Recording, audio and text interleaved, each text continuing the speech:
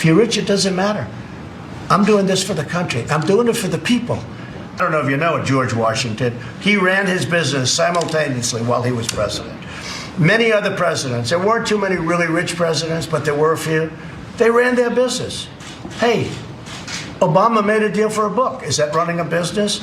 I'm sure he didn't even discuss it while he was president. He has a deal with Netflix. When did they start talking about that? That's only, a couple of examples.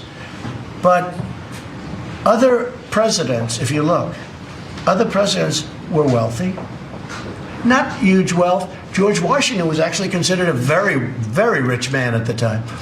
But they ran their businesses. George Washington, they say, had two desks. He had a presidential desk and a business desk. I don't think you people with this phony emoluments clause, and by the way, I would say that it's cost me anywhere from $2 to $5 billion to be president. And that's okay. Between what I lose and what I could have made, I would have made a fortune. If I just ran my business, I was doing it really well. I have a great business. I have the best properties. But between what I lose, and in all fairness, some properties, Doral an example. Doral was setting records when I bought it, because I owned it for a period of time. Setting records. There was nothing like it. It was making a fortune. And then what happened? I announced I'm going to run for office, right?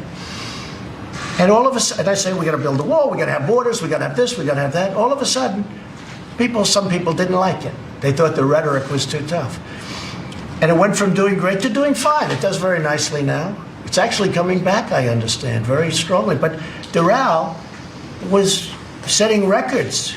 And I knew this would happen. Most of the stuff that I have, because now instead of having 100% of the market that loves you and they love your brand and it's luxury and it's great, now you have 50% of the market. That's called politics. I fully understood that. So it's cost me between $2 billion and $5 billion. And if I had it to do again, I'd do it in an instant. Because who cares? If you can afford it, what difference does it make? If I had this to do again, because I'm making a big difference for the country. The country is stronger now than it's been in many years, maybe ever. Our military is rebuilt. Our economy is hitting records. As I said, best unemployment numbers, best employment numbers. We're strong. We're bringing our soldiers back home from the endless wars. We're doing great.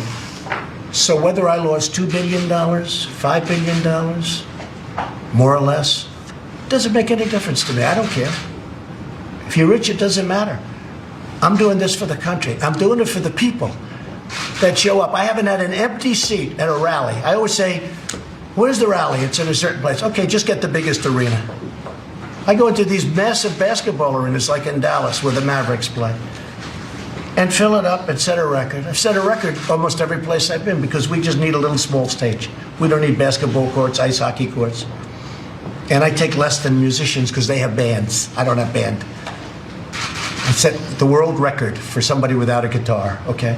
I don't have bands, right? So that's the story. And those people are the poll. And I've had great polls. I've had my best polls now. I think it's because people think that it's terrible what they're doing. Pelosi, Shifty Schiff, Schumer, these people are trying to destroy the country. It's a very bad thing what they're doing. The President of the United States should be allowed to run the country, not have to focus on this kind of crap, while at the same time doing a great job on Syria and Turkey and all of the other things that we're doing. North Korea, okay, maybe someday, but I'll tell you what, if somebody else became president with that same mindset that they had, you'd right now be in a big war with North Korea. You don't hear too much about it. Could happen. Could happen. I don't know. I always say, who knows? It's deals. Who knows? But in the meantime, North Korea's, I like him. He likes me. We get along. I respect him. He respects me. You could end up in a war. President Obama told me that. He said the biggest problem, I don't know how to solve it. He told me he doesn't know how to solve it. I said, did you ever call him? No. Actually, he tried 11 times. But the man on the other side, the gentleman on the other side, did not take his call. Okay? Lack of respect. But he takes my call. Thank you very much, everybody.